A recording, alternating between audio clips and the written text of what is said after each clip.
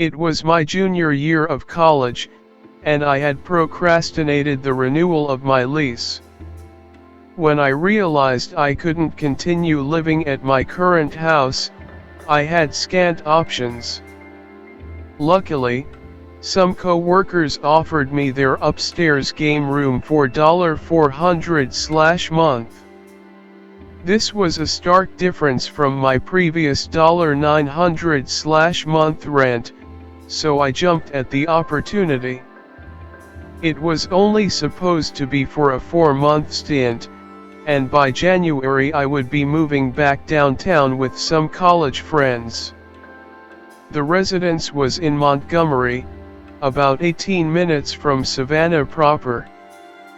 The house itself was a dark brick home with 2 levels and a large yard, which backed up to a swampy stretch of land. The property was inundated with oak trees, draped with Spanish moss. You get the picture. My roommates were substantially older than me, however they were still fun to hang out with. One night we were playing poker in the kitchen when we all heard a loud banging at the door. It sounded like someone was trying to enter the house, but the door was locked. We all thought it was our roommate Kyle, and that he had forgotten his keys. I promptly got up from the table to let him in, but when I opened the door, no one was there. I looked around outside, but all I saw was an empty yard.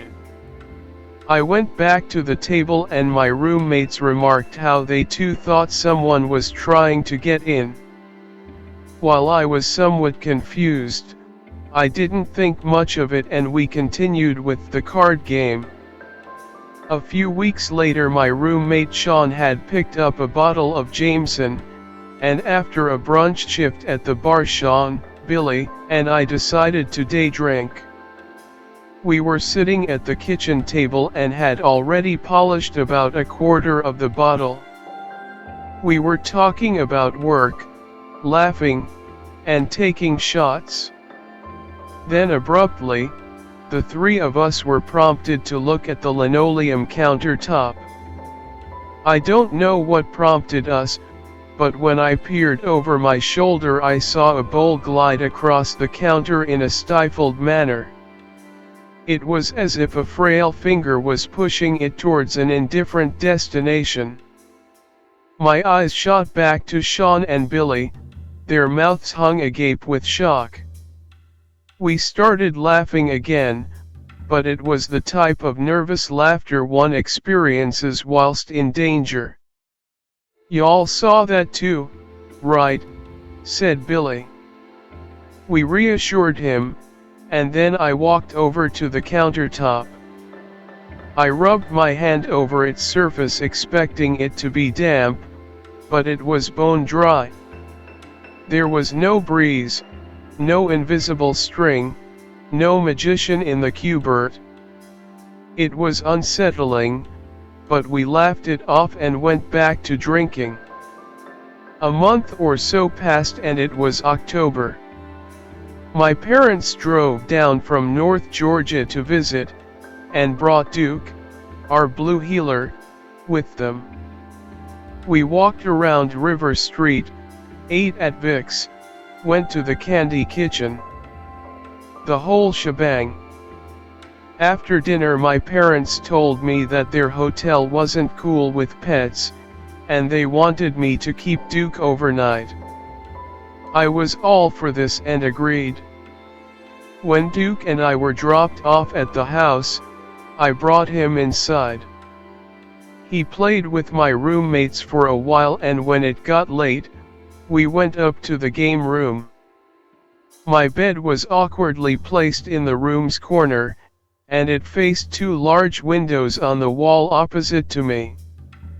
At some point I fell asleep with Duke curled up at the foot of the bed. I'm a very heavy sleeper, not much will wake me up. Yet, out of a deep sleep I awoke to a low guttural growl. Moonlight shone in from the windows and I saw Duke standing. His hackles were raised and this guttural growl, which I had never heard before, persisted. He was looking up at something I couldn't see. Whatever it was, it seemed to be lingering over the bed. I instantly felt uneasy and I grabbed the dog and pulled him close to me. This seemed to lull his aggression, and I somehow found my way back to sleep. When November rolled around, I had decided I'd be attending my family's Thanksgiving in North Georgia. Our house is on a small cattle farm up in Elijah, and it's especially nice in the fall. I drove up and visited for a couple of days. On one afternoon I felt overwhelmingly tired, so I went up to my room and took a nap. When I awoke, I couldn't move. I felt my forehead beating with sweat. From the corner of my eye I could see my mirror, positioned above my dresser. What I saw in the reflection induced terror. An old woman, pale, bony, and damp, lingered over me. She had jet black hair and she exuded an energy of apprehension and malice. At this point I'm freaking out, struggling to break free from this paralysis. After a few moments I snapped out of it. My heart was racing and I leapt out of bed. The woman was nowhere to be seen.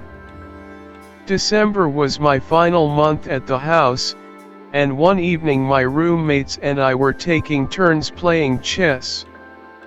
I don't remember how we got onto the topic, but we brought up death and dying. Billy then asked Sean about the woman that used to live in the house. Sean was a no-nonsense type, honest to a fault and as far from sensational as a person could be. He paused for a second and looked at me. Then he told the story of the previous owners, which was relayed to him by one of our neighbors. There was an older couple who had previously resided there. The gentleman had severe dementia and his wife was his primary caretaker.